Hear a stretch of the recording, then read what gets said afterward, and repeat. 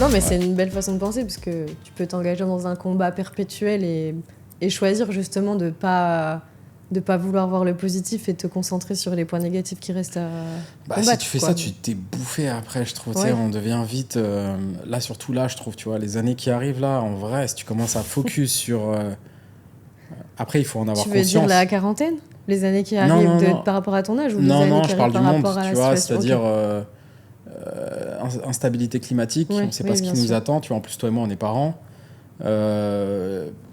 Après, je veux pas faire le mec flipper, tu vois, mais regarde Trump, on a un dingue. Le mec est dingue, tu vois, il parle des Somaliens comme si c'était des abrutis d'un trou à rats, machin, mais normal.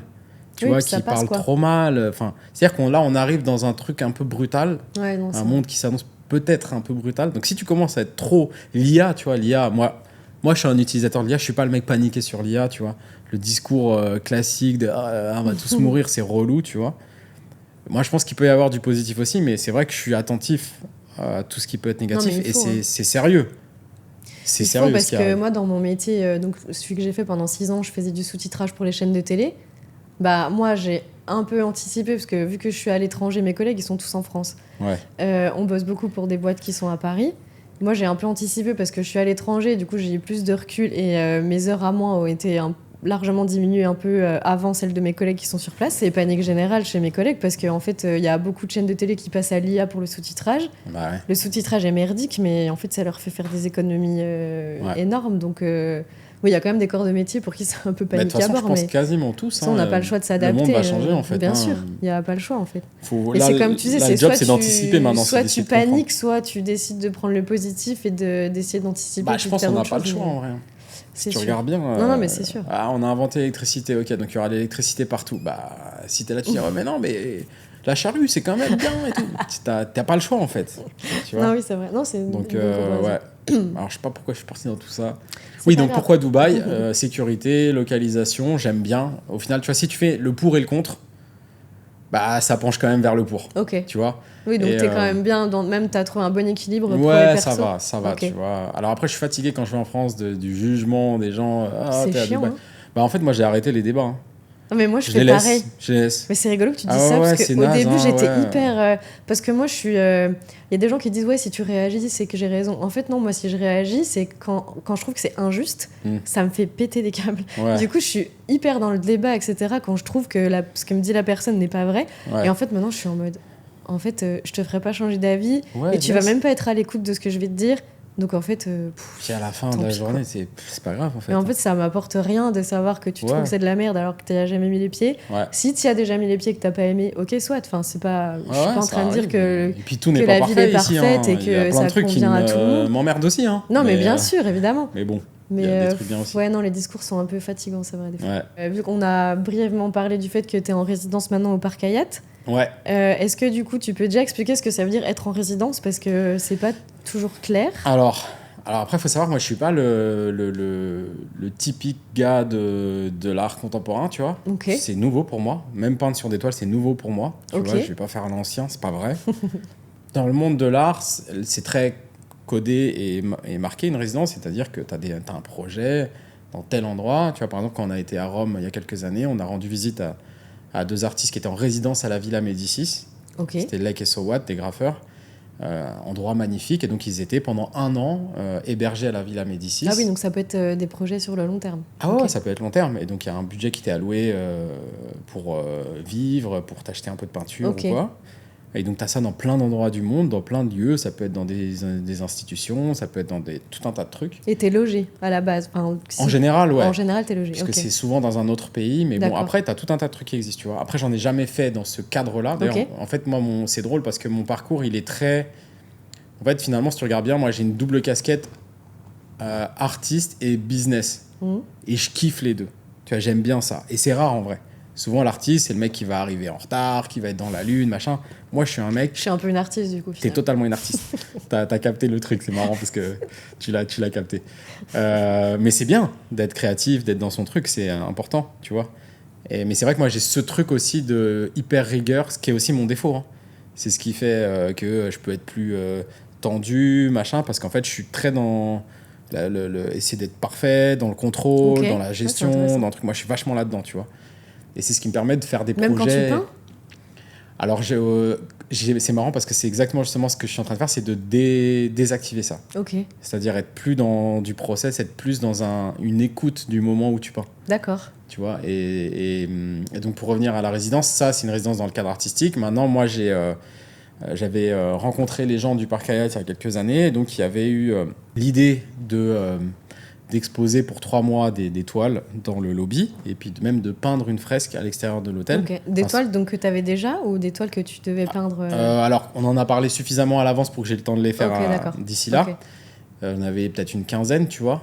Et donc, c'était 3 mois. Et ce qui s'est passé, c'est que ça s'est très, très bien passé, parce que forcément, ils prennent une com sur les ventes. D'accord. Et donc, de 3 mois, c'est devenu 1 an et demi. Tu vois, quasiment 2 ans.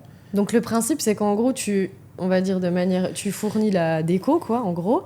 Ouais. Donc, toi, ça te fait de la pub parce que t'es exposé dans. Alors, c'est pas vraiment de la pub, c'est je dirais un espace de vente. D'accord. Tu vois, oui, donc c'est vraiment parce que concret, du coup, les guests peuvent acheter. D'ailleurs, c'est ce qui s'est passé. D'accord. La première année a été top. C'est cool. J'ai vendu une bonne vingtaine de toiles. Et en fait, typiquement, c'est quoi ? C'est des gens qui viennent parce que c'est dans un café ? C'est ça ? Non, c'est le lobby de l'hôtel. Ah, c'est le lobby complet, pardon. Ouais. Et du coup, c'est des invités, on va dire, lambda qui tombent. C'est les gens qui viennent à l'hôtel, en fait. Qui demandent, Après, si tu veux, le truc juste que j'ai pas anticipé, c'est que la clientèle de cet hôtel match bien avec ce que je fais. D'accord. C'est-à-dire que, tu vois, c'est pas l'hôtel fancy, tu vois, la grande tour downtown avec plein de putes et de mecs dans la crypto. Ah merde, faudra que tu bipes. Non, c'est pas grave. C'est bon. Plein de business lady. Et c'est pas ça. Tu vois, c'est pas du tout ça. C'est plutôt un truc tu vois, ils ont fêté leurs 20 ans. L'architecture, tu te souviens, elle est très méditerranéenne. T'as la marina avec les bateaux. Enfin, t'es vraiment dans une ambiance particulière. Et donc, du coup, t'as une clientèle particulière, tu vois, qui est déjà plus friande de pièces d'art, etc. Donc, ça, c'était intéressant parce que j'ai pas du tout anticipé ça. Pour le coup, j'ai pas fait d'analyse ou quoi. C'est de l'opportunité. Et donc, ça s'est bien passé. Et donc, voilà, on peut parler de résidence, même si je suis pas du tout hébergé. D'accord. Parce Mais ils te fournissent un espace dans lequel tu peux peindre. En fait, je peux utiliser l'hôtel un peu comme je veux. Okay. J'ai ma fresque qui est là. Tu vois, là, j'avais envie de la renouveler, je l'ai renouvelée. Je peux mettre mon chevalet où je veux et je peins. Enfin, tu vois, des trucs comme ça. Ah oui, ok, donc d'accord. Donc, il y a des trucs comme ça où même on peut inventer des trucs, des petits événements, des petits trucs si je veux. Alors là, en ce moment, je suis moins dessus puisque je suis en train de préparer une autre expo pour avril. D'accord. Ailleurs. Ouais. Et voilà. D'accord. Ok, mais donc du coup, le fait d'être exposé dans cet hôtel, c'est quelque chose qui va peut-être rester encore dans le futur ou je me pose la question parce que je trouve que c'est intéressant d'avoir cette tribune-là. Ouais. Mais en même temps, je trouve que tu t'encrasses un peu, tu vois. Tu vois, je me fais vite chier, en fait, moi. D'accord. Je m'ennuie, vite. Et je me dis, il faut redynamiser le truc de temps en temps. Il faut rester frais, il faut rester vivant, quoi. Et l'expo que tu prépares, là, c'est pas une résidence. Non. Ça sera, je peux déjà te le dire, ce sera donc avec Mercedes. Ok. Ils ont un brand center à Design District. Qui est incroyable, d'ailleurs. Il est mortel. J'ai trouvé ça vraiment Et en cool. fait, je sais pas si tu as vu, ils organisent beaucoup de choses là-bas. Ouais. Ils avaient fait un espèce de marathon. Pas marathon, c'était un 10K, je crois. Non, il y a des events courses, t'as des trucs de comedy club, des machins de, je sais pas, de cuisine, de trucs. Enfin, c'est un espace, en fait, ils réinventent le point de vente. Ouais, il y a des concerts aussi qui sont hyper concerts. Des fois. En fait, c'est le flagship Mercedes Moon, je crois. Et donc, du coup, ils m'ont contacté. Donc, c'est eux qui t'ont contacté, tu les connaissais Story pas. Insta. Okay. Dinguerie, en fait. Ah ouais, c'est trop bien. Il n'y a pas besoin de se prendre la tête, en fait. Faut juste. Comme quoi, faut poster sur Insta. Mais tu vois, c'est relou les réseaux, mais en vrai, c'est ça maintenant. Bah non, mais oui. J'arrive pas à être réglo, à Dubaï, mais. Je connais peut-être un peu moins comment ça marche ailleurs, mais à Dubaï, oui, ça marche souvent comme Moi, ça. j'ai l'impression que je sous-estime trop ça, tu vois. Bref, et donc là, je fais une expo pendant 1 mois, je vais mettre mes toiles là-bas. Et je pense que je ferai des trucs live, des happenings, des trucs comme ça. Ouais, parce que le lieu est designé en fonction de. Enfin, tu peux vraiment y aller juste pour voir les expos. T'as pas les vendeurs qui vont te sauter dessus. Enfin, en tout cas, c'est ce qu'il m'avait expliqué quand j'y étais allée. C'est un café. Enfin, t'as un café, t'as un espace extérieur. Même là, il fait bon, c'est sympa. Ouais. Non, c'est vrai que t'as presque pas l'impression d'être dans un. L'espace extérieur est sympa. Ouais, exercice. Ouais. Donc voilà, ça c'est le prochain truc. Ok, donc t'as encore des projets à venir à Dubaï, c'est pas. Ouais. Bah moi, en fait, j'ai moins envie de voyager, donc je vais faire en sorte de développer plus ici. D'accord. En plus, j'ai une nouvelle équipe là. J'ai une partenaire, Laura, que avec qui j'aime beaucoup travailler, donc on va beaucoup bosser là-dessus. Et elle t'aide à gérer quoi, les projets, ou elle est aussi... Tout ce qui est, alors sur le côté agence, d'accord. Justement, pas sur le côté artiste pur, ça c'est moi. D'accord. C'est comme on a des demandes de clients, du coup c'est elle qui les gère, qui gère les clients, qui gère les artistes, qui gère tout ce qui est administratif aussi. Donc en fait, moi je m'occupe quasiment pas en fait de ça. D'accord. Et du coup, ce qui est bien, c'est que ça tourne. Il y a des projets qui. Ouais, c'est bien structuré, quoi. Alors, ça, c'est en structuration, je pense. En structuration. Moi, c'était un peu genre machin. Mais, du coup, elle est à Dubaï aussi ou elle non, gère elle est à la Barcelone. Ok. Ah, depuis à Barcelone. Ouais, elle est à Barcelone. Elle bosse en remote. D'accord. J'aimerais bien qu'elle passe un de ces quatre d'ailleurs. et voilà. Non, mais c'est cool. Et d'ailleurs, tiens, il faut que je te parle de ça. Je sais pas si tu l'as vu. J'ai un nouveau truc qui me fait kiffer, c'est mon nouveau projet. Sur tes vidéos YouTube ? Ouais. Évidemment que j'ai vu. T'en penses quoi ? Mais c'est trop stylé. Ouais, en fait, ça c'est vraiment mon... Ça c'est, tu vois... Je mettrai les liens de toute façon en bas. Ouais, c'est cool, merci.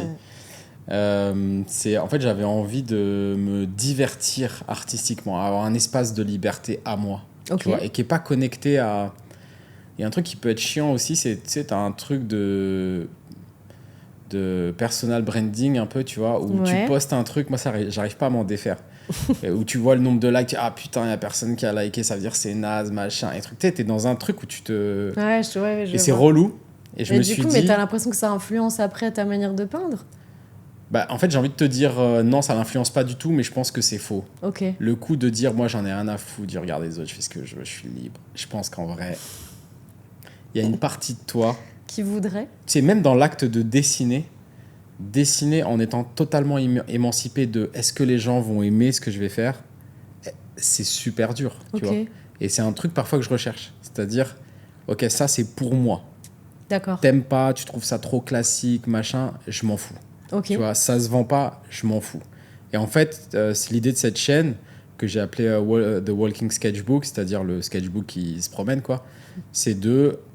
me balader, en fait, je suis quelque part, j'ai toujours ma petite caméra sur moi et mon bloc-notes et mon aquarelle, et en fait je sors mon calepin et je choisis un truc à sketcher, alors souvent du paysage, ce qui est pas du tout ce que je fais de base. Et beaucoup. Tu choisis sur le moment ou des fois tu pars en ayant déjà... Non, c'est genre tu te balades et tu te dis ok, ça, tu vois. C'est stylé ça. Ouais, c'est marrant. Et en plus, ce qui est marrant, je trouve, c'est que du coup ça vient combler un truc que j'avais vraiment envie, c'est ça raconte aussi un truc de rapport au monde, tu vois. C'est-à-dire, ok, le monde bouge, tu vois, c'est surtout ici, c'est busy parfois, tu vois. Souvent. Et ouais, souvent. Mais pas que, en vrai. Et ouais, en ça fait, dépend où tu peux être dans le désert, tu peux être, tu vois. Et donc, du coup, tu fais une espèce de parenthèse là-dedans. Et du coup, je pense que ça rappelle aussi l'époque où je taguais. Du coup, tu es dans l'environnement urbain et tu as un moment de création à toi. D'accord. Et tu t'en fous qu'on te regarde, qu'on machin, tu vois. Mais ça, c'est un truc que je sais vachement faire. C'est-à-dire que je suis au milieu de la foule, que ce soit et t'arrives à te focus, aux Comores, dans le Bronx, Paname ou je sais pas où, je peins, je m'en fous, tu vois. Et ça, je pense que ça, c'est aussi un truc que je récupère de mon histoire et aussi où t'es dans le monde, en fait. Tu vois, quand t'es dans l'atelier, t'es dans l'introspection. Mais quand t'es dans la ville, t'es dans le mouvement, t'es dans... Et d'ailleurs, même, tu crées un lien avec les gens quelque part, parce que là, ils vont venir te voir. Oui, c'est ça que j'allais te dire, parce que je pense pas que ce soit très courant de voir quelqu'un peindre. Non, alors ici, on a vécu des dingueries, tu vois. Là, avec ceux qui sont venus me filmer là, de TV5, il y avait Valentin, donc un cadreur qui était là, que je salue d'ailleurs. Et en fait, du coup, je les ai amenés à Dera. Ouais. On s'est foutu en plein Dera, on a choisi une ruelle, c'était fin de journée, et je commence à sketcher. Les gens hallucinent. C'est un ovni, le truc. Et donc, bref, j'aime bien ce truc-là parce que c'est un moment, c'est une parenthèse où je dessine, c'est un truc à moi. Ce qui compte, c'est la vidéo, c'est le moment. Je m'en fous du dessin. Parce que tu filmes, du coup ? Ouais, je filme tout. Ok. Tu vois, et donc, du coup, c'est une espèce de série que je numérote. En fait, chaque vidéo, c'est un numéro. Là, je suis à la 19e. Ouais, non, mais j'en ai vu beaucoup, mais je veux dire, tu filmes à chaque fois. À chaque fois. À chaque fois, tu vois, je clipse la caméra sur ma casquette et c'est en POV, tu vois. D'accord. Et ce que j'aime bien aussi, c'est que c'est à l'image de ma vie, tu vois. Je trouve que on est dans ce truc... toujours une caméra sur ta casquette ? Non, je la sors que pour sketcher. Parce qu'en plus, ici, tu sais que ça peut être un sujet. Hein. Tu peux pas filmer qui tu veux. Oui, c'est vrai, c'est vrai. Non, oui, t'as raison. Mais ce que je kiffe aussi, c'est que du coup, ça montre une variété d'endroits. Tu vois, c'est-à-dire que, ok, tel jour, je suis dans le désert, tel jour, je suis non, j'ai vu que c'était assez varié. Des fois, t'as des paysages plus... Pardon, plus au bord de la mer, etc. Après, tu vas être plus en ville. Et je trouve que ça, c'est aussi une belle manière d'être au monde, entre guillemets. C'est-à-dire que t'es pas dans un espèce de truc fabriqué où malgré toi, tu es obligé de construire un feed, tu vois. Ouais. Là, je suis juste en train de vivre de me promener. Et tu peins pour toi, quoi. Voilà. Okay. Et donc, un jour, tu es dans le ghetto, tu es à Clignancourt, tu es où tu veux. L'autre côté, d'un autre jour, tu t'es dit, je pars une semaine à Tokyo. Tu vois, il y a un truc de vivre en fait. D'accord. Tu vois, d'être libre. Et ça, je pense, ça me fait du bien parce que c'est complètement déconnecté de ni business, ni art, machin. C'est mon moment, en fait. Et je kiffe. Je kiffe parce que tu sais, t'as cette excitation-là, tu sais, où non, mais tu je kiffes. comprends. Mais j'ai l'impression que t'as quand même toujours, peut-être inconsciemment ou consciemment, mais chercher un équilibre entre ta liberté artistique et avoir quand même les pieds un peu dans la réalité. Moi, le maître mot, c'est ça. Sauf au moment où t'as démissionné. Quand t'as fait moi, je te jure, le maître mot, c'est la liberté. Okay. Je pense que c'est peut-être ça ce qui m'a plu dans le graffiti et que je veux garder dans ma pratique sur toile, tu vois. Okay. C'est ce geste, tu vois, ce truc de... Et je trouve que c'est peut-être ça, le hip-hop. C'est cette espèce de geste, ce truc qui sort, tu vois. Hyper spontané, hyper dans le flow. Alors, pas... Parce que un peu, ouais. mais pas que, en vrai. Non, pas que, c'est vrai, c'est vrai. C'est vrai que moi, j'ai tendance à être plus touchée par les gens un peu, on va dire, j'allais dire enragés, c'est pas forcément ouais. Mais pour moi, la rage, c'est un sentiment qui est... Évidemment, ça te fait pas faire que des trucs bien. Ouais. Mais je trouve qu'il n'y a rien de plus pur que ce sentiment-là. Et du coup, je suis plus touchée par ce courant-là du hip-hop. Même si, évidemment, je m'intéresse à plein d'autres trucs. Hein. J'aime bien quand même les gens calmes. Comme quoi parfois. Comme qui Les gens calmes que j'aime bien Non, justement, ceux qui te touchent le plus. Après, je vais te dire des références un peu plus à l'ancienne, parce que j'essaie. T'es une ancienne, t'es comme Ludovic, toi. Il m'a sorti que des blazes à l'ancienne. Mais j'essaie pourtant. Hein. Non, mais t'as le droit de... Mais après, c'est aussi parce que c'est des albums que j'ai écoutés quand j'ai un peu découvert la culture hip-hop. Forcément, j'ai plus de souvenirs dessus. Puis quand t'es ado, que t'as la vingtaine, tu te construis aussi un peu, donc il y a des textes qui résonnent peut-être un peu plus fort. Mais par exemple, j'ai traîné ma meilleure amie à Nancy au concert de Kenny Arcana. Ouais. Mais en sortant du concert... Et elle avait bien aimé, finalement. Ouais, ok. Parce qu'elle n'est pas arrivée en mode... Jugement. Ouais, non, pardon, je parlais de Kenny Arcana. Ah, okay. Elle n'est pas arrivée en mode, j'allais dire, vraiment bulldog et tout. En fait, elle était toute mignonne et tout. Et bon, évidemment, dès qu'elle se met à rapper, voilà. Mais en sortant, j'étais en mode... Ma pote m'a dit, mais si elle ouvre une secte et elle est gourou, tu vas aller 2 pieds dedans, quoi. Okay. Ouais. En fait, ça me rend... ça... Ouais. Ou alors, non, mais les débuts d'NTM, moi je viens de la campagne, j'ai grandi à Besançon, comme on l'a dit, je suis pas du tout la cible de base, quoi. Enfin, oui, je veux dire, si on prend sur le papier, non, évidemment. C'est pas pour une centaine, mais pour des millions. Quand j'écoutais Radio Libre de Skyrock en scred dans ma chambre, exact, et qu'ils commençaient à passer des morceaux, ça m'a ouvert... l'esprit sur un monde que je connaissais pas. Là, tu faisais des playbacks sur Sniper. J'étais là, mais en fait, mais exactement. Et j'avais un ami au lycée, bon, qui est plus parmi nous aujourd'hui malheureusement, mais qui était hyper fan de la FF. Et du coup, on écoutait en boucle au lycée. Et là, quand je les réécoute aujourd'hui, alors évidemment, c'est des sons à l'ancienne. Et ma sœur qui a 25 ans, qui écoute les rappeurs d'aujourd'hui, des fois, elle se fout un peu de ma gueule, à juste titre. Ouais. Mais après, pourquoi à juste titre ? Non, pas à juste titre, mais disons que... Elle sait que je vais être plus touchée par des lyricistes un peu à l'ancienne, tu vois.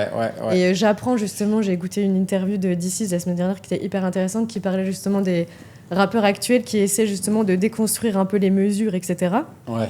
Et que du coup, ça me demande un peu plus pas un effort, mais tu vois, je vais plus rejeter les premières secondes en mode oh non, mais moi je préfère tu vois, les flows qui sont bien calés. Ou alors le boom bap et tout ça, quoi. Ouais, ou alors tu vois, un flow à la Cool Chain où qui a plus des respirations, même des fois dans un même mot, mais tu vois que c'est quand même bien cadencé.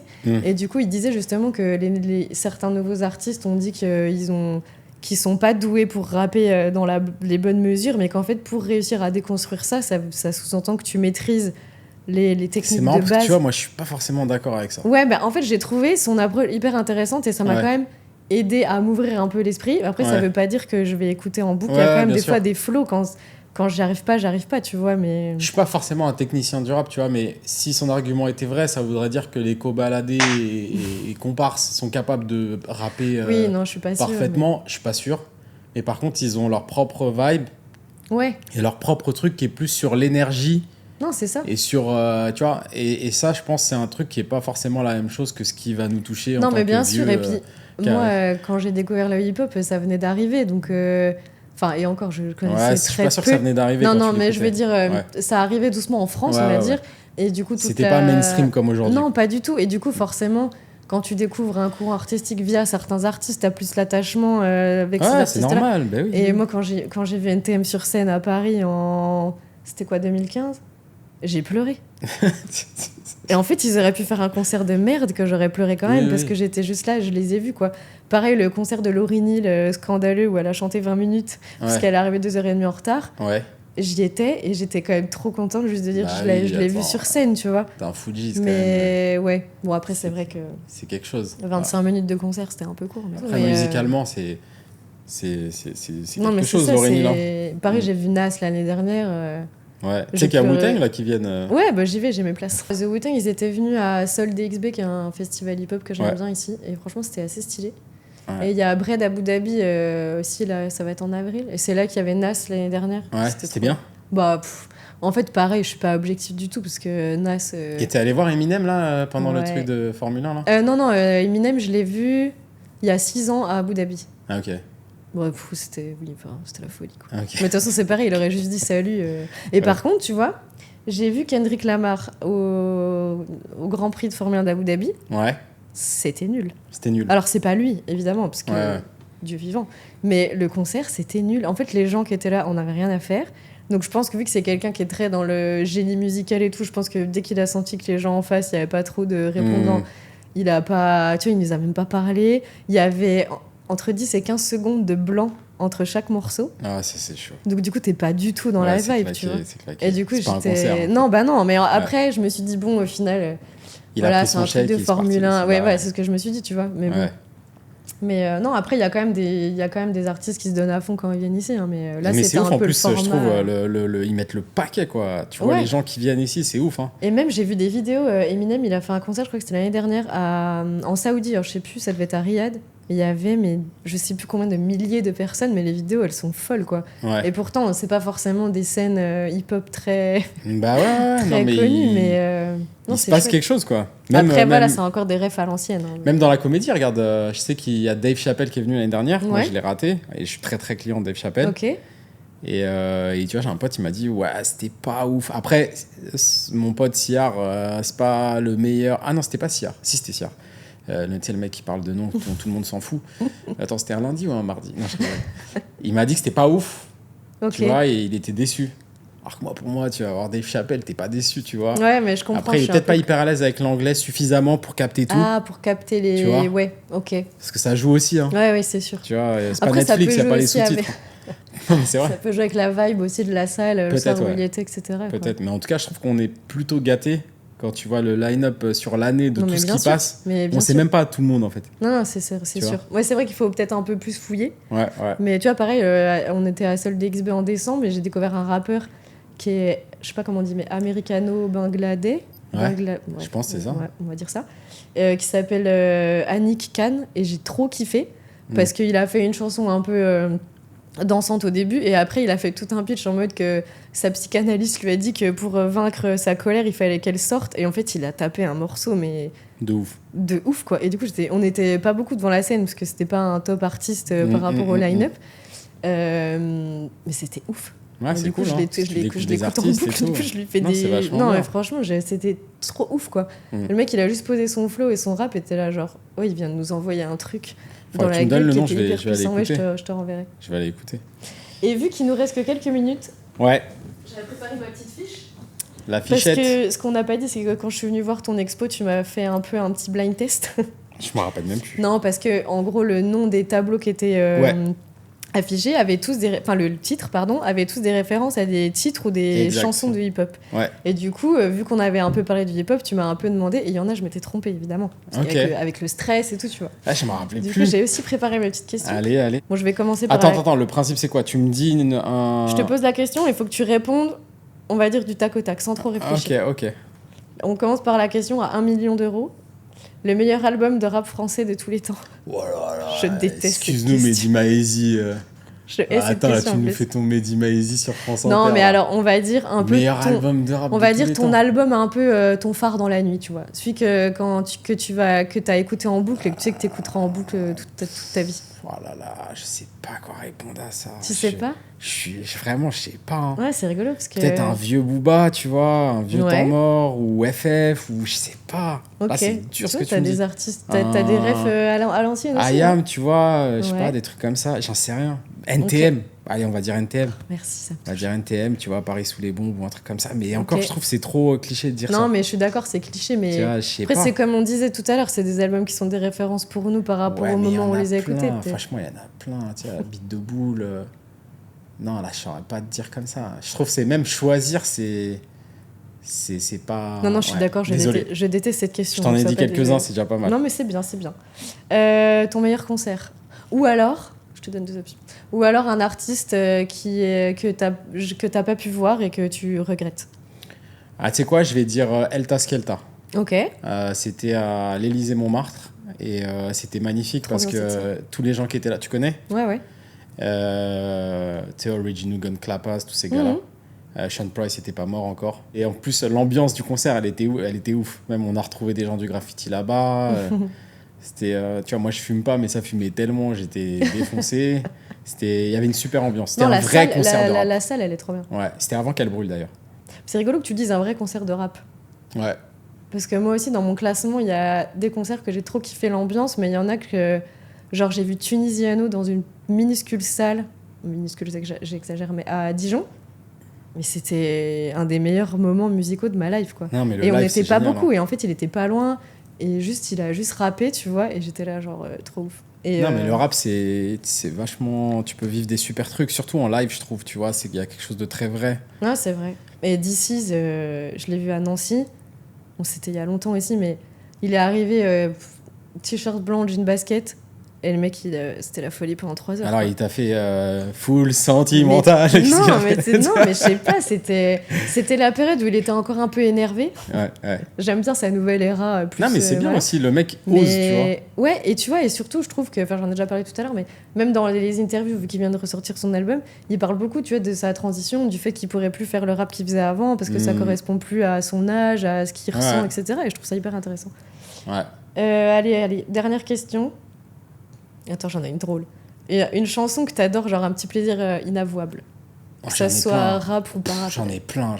Moi, ma playlist, mes filles te le diront. On est dans la voiture, ça passe d'un truc hardcore à n'importe quelle variété de merde. Hein. J'en ai plein. Hein. Genre Kenji Girac. Non, Kenji Girac, peut-être pas. Mais encore, franchement, s'il avait un son cool, honnêtement, j'assumerais. Ouais, ok. C'est juste que d'ailleurs, je vois, si tu m'aimes pas ce qu'il chante vraiment. Parce que vraiment. des fois, t'aimes le son, tu vois. Non, mais moi, j'ai une playlist dossier ou rien. Ah non, rien à foutre, elle s'appelle ma playlist. Ok. Tu mais, non, je t'en sors une. Vas-y. Je t'en sors une de ma playlist, rien à foutre. T'en mets une au pif.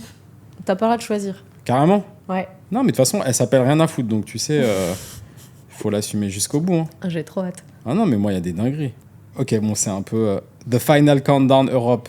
Oh bah ça va, ça. J'ai Céline Dion. Ouais, ça va. On ne change pas. C'est pas honteux. Tu vois, j'ai Emmanuel Moir, je fais de toi mon essentiel. Ok, ça c'est un peu plus honteux. Mais oui, moi j'assume. Tout mon respect pour il y a Avril Lavigne, il y a...